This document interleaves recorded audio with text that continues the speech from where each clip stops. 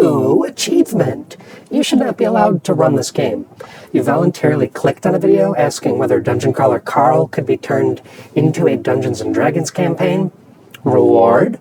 Mild regret, the system-induced curiosity, and a creeping realization that your character is more likely to end up with an STI if it were in DCC than D&D. System note, Mongo is appalled. Dungeon Crawler Carl would make an incredible D&D campaign, and it would also be an absolute disaster. A beautiful, screaming, rules-breaking disaster, and I know because I tried it. While my players loved it, I can't be held accountable for everything I've ever said to a stripper. If you're watching this, you know who you are.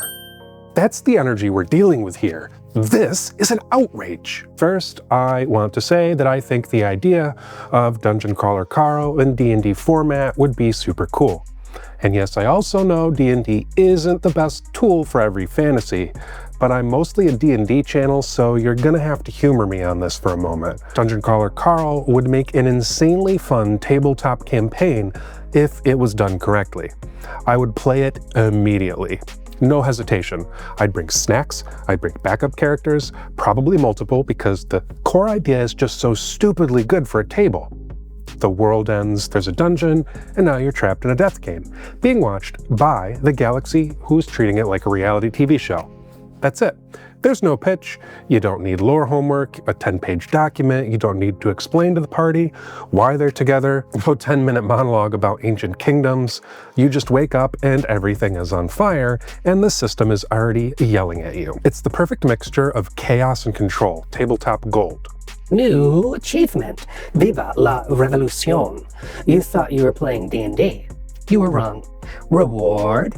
The subscribe button is right there. If you don't hit it, you can't be in the Princess Posse. You'll have to settle for the donut holes. The dungeon itself is also perfect for pacing. Floors give you easy leveling milestones, rooms are scenes for roleplay, bosses and elites are encounters that your players can mostly choose to engage with at their own pace.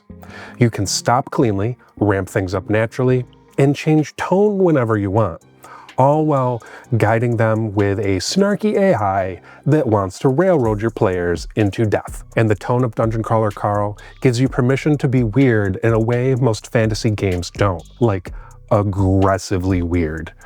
I don't think I have to do much to imagine some of you freaky people coming up with things that would make Samantha's Nussy look like it belongs on daytime TV. Somewhere the dungeon AI is whispering, Nussy, and everyone at the table immediately regrets learning how language works. Pitching Dungeon Crawler Carl to your buddies can be summed up with one quote. Okay, buddy, we gotta be quick. Your ball's deep in the wrong hole and mama's pulling into the driveway. You get me? Talking cats, unhinged item descriptions, achievements popping up at the worst possible moment, a system that openly mocks you. Normally, you'd have to gently ease a table into that, but they're never gonna wanna leave if you could somehow pull this one off. Dungeon Crawler Carl just sticks it all out there in the open. He has an erection, Mordecai. It's very inappropriate. Mongo is appalled. You don't get that at a normal D&D table. It's usually just some variation of your bard trying to seduce the dragon. The players in a Dungeon Crawler Carl adventure aren't just fighting monsters, they're fighting the system. They're learning how it thinks and looking for loopholes, and when a player realizes that they can turn the dungeon's rules against it, that provides a real test for a game master's improv. But if you've ever tried to adapt something you love directly into D&D, you already know where this story goes. Dungeon Crawler Carl works because it's brutally and unapologetically unfair. The system is hostile, the dungeon doesn't care if you're optimized, the AI actively messes with you. Loot is wildly unbalanced on purpose, and death is permanent and often stupid. D&D doesn't like that. D&D is a game about heroic competence. Even at level 1, you're already special. You're expected to win fights more often than you lose them, and the game rewards mastery and consistency.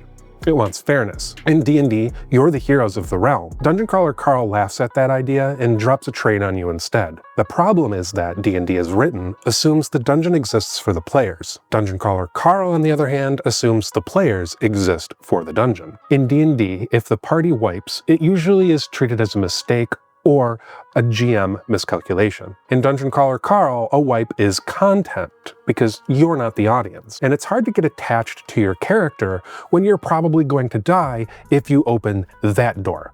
No, not that one right there. New achievement. A sucker is born every minute. I told you that door wasn't safe. That one was, and you fell for it.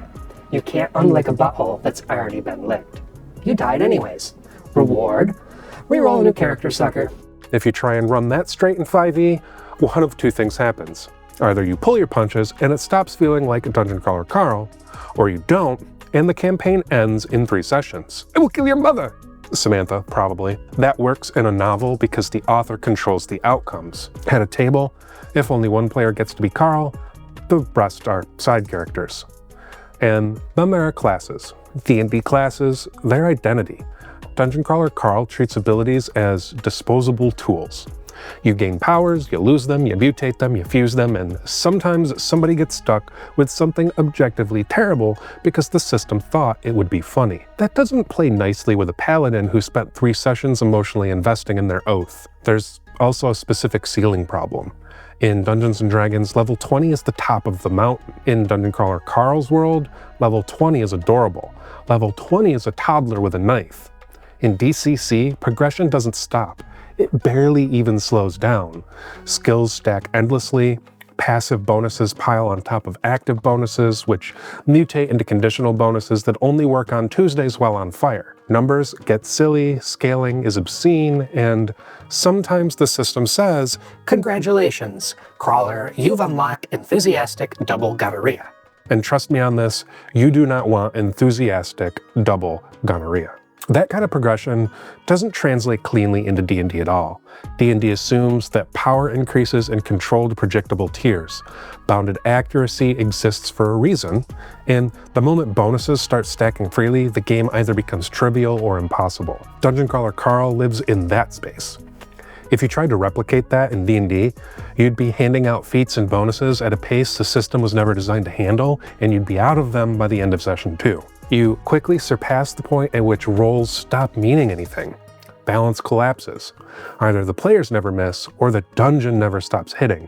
And more importantly, players stop understanding why things work. If this is such a bad idea, why am I still talking about it?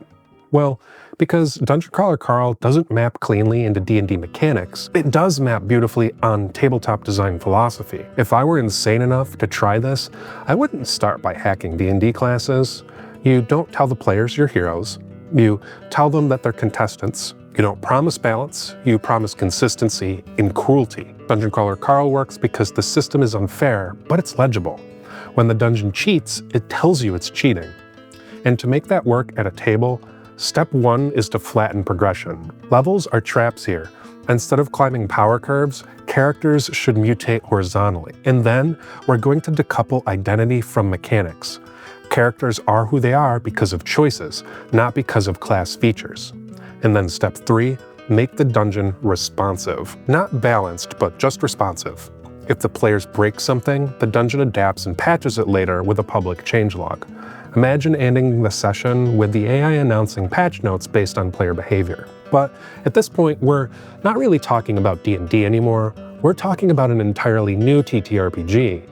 And the first thing that I want to say is that we don't throw out levels. Levels are an important psychological milestone. The problem is pretending that levels are the primary form of progression. In our new theoretical Dungeon Crawler Carl style system, levels exist, but they're not a finish line. They're a gate. Think of levels less like power and more like checking in and ranking yourself against where you think you should be in progression. Most of your real powers here come from skills, traits, mutations, items, and exploits. Leveling in this system should be frequent, but not transformative. Real progression should live in the skills, because skills are going to be granular, levelable, and they're going to constantly evolve based on use, abuse, and pure dumb luck. For example, if you punch things, your punch gets better. You break the dungeon in a clever way, you unlock a skill that you didn't know you could have. Instead of the game master quietly adjusting difficulty behind the screen, the system would announce changes and patch notes like I said before, because Jamal has no more saris to give, but then he has found some and he gives them all to you. Now, let's look at the engine under the hood. This theoretical game doesn't want a static die like a D20. Dungeon Crawler Carl needs a little bit more texture. I'd anchor the system around a core D10. My mother would have been quite proud of this, I think. She would have called me her very smart boy. Standard skill checks are rolled with 1d10. Add an ability modifier and compare it to difficulty. Abilities stay restrained, maybe in a range of -5 to +5. In DCC, raw aptitude helps, but system mastery matters more. Ability scores don't add directly to the roll past a certain point. They cap out at +5, but they affect other rules like carry limits, more uses per scenes, reduced penalties. A strength 80, for example, doesn't auto-hit. They get to treat heavy objects as light or break materials without rolling. We take away the raw math of being insanely good and give it world context roleplay instead, not unlike my new favorite system, Daggerheart. Skill levels go from 0 to 15, and at skill level 0 to 2, the roll is simple, 1d10 plus your modifier. At level 3 to 5, the skill gains minimum result protection. Once per roll, if the D10 shows a 1 or a 2, you may be able to re-roll that die. At levels 6 to 8, the skill gains advantage dice. You roll 2d10 and keep the higher result. At level 9 to 11, you gain success triggers. You still roll 2d10 and keep the highest, but now if the unused die is a 7 or higher, a secondary effect occurs, like a reduced cost or increased range. And at level 15, the skill gains an enhanced resolution roll. You roll 3d10 and keep the highest. Then, keep the highest remaining die for triggers. Leveling a skill always changes how it feels to roll. Skills don't level when you ding, they level when you use them. Every use counts towards an XP cost associated with that action. We also need to talk about loot. In Dungeons & Dragons, magic items are curated. Dungeon Crawler Carl does not have time for that. Loot here needs to move fast, be frequent, and be weird. You don't roll for an item, you open a box. Think of loot boxes as categorized, pre-balanced bundles. You open a consumable box, a utility box, or a system flag box that makes everyone at the table go quiet. Inside each box is a small, curated list of items that are already balanced against the game's math. No item should require game master interpretation. It does what it says. This game would have to live or die on the strength of its item catalog. It'd have to be hundreds of items, most of them situational, many of them bad intentionally, and some of them incredible, but in the wrong circumstances. Most loot should feel like this is dumb, but maybe I can make it work, backed with a unique crafting system. That would just make this game awesome. It does need an override for items that the game master can choose to deliberately push a story or escalate problems. So could you run Dungeon Crawler Carl in D&D? Yeah. I did, and for a while it was a blast, but the D&D system just didn't embrace the feeling of DCC chaos in a way it really needed to sustain the fun. Dungeon Crawler Carl isn't asking for a reskin, it's asking for a system that treats friction as a feature, that treats the rules themselves as part of the antagonist. Once you start thinking about it that way, it kind of opens the door.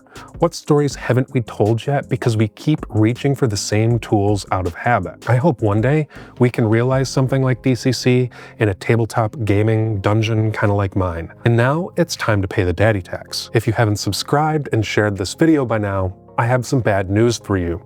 The stairwells won't unlock until you do. New achievement. Watched until the end. You actually watched this entire thing? What's wrong with you? Reward. Tell me in the comments section who your favorite Dungeon Crawler Carl character is and why it's Prepotente. I know that's not really a reward for you, but it's a reward for me. Until next time, my friends, keep rolling those dice, and may your quests be epic.